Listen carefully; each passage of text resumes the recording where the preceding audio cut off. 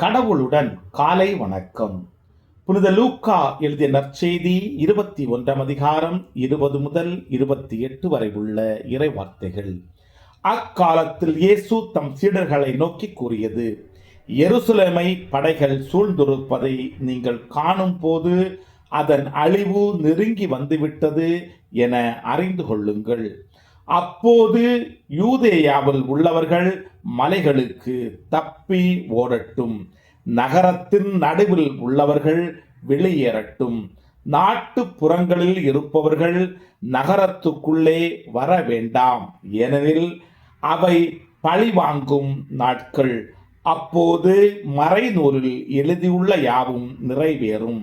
அந்நாட்களில் கருவுற்றிருப்போர், பால் ஊட்டுவோர் ஆகியோரின் நிலைமை அந்தோ பரிதாபம்.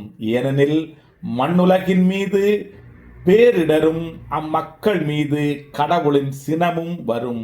அவர்கள் கூரான வாளால் வீழ்த்தப்படுவார்கள், எல்லா நாடுகளுக்கும் சிறைபிடித்து செல்லப்படுவார்கள். பிற இனத்தார் காலம் நிறைவு பெறும் வரை எருசலேம் அவர்களால் மிதிக்கப்படும். மேலும் கதிரவனிலும் நிலவிலும் விண்மீன்களிலும் அடையாளங்கள் தென்படும். மண்ணுலகில் மக்களினங்கள் கடலின் கொந்தளிப்பின் முழக்கத்தினால் கலங்கி என்ன செய்வதென்று தெரியாது குழப்பம் அடைவார்கள். உலகிற்கு என்ன நேருமோ என எண்ணி மனிதர் அச்சத்தினால் மயங்குவர்.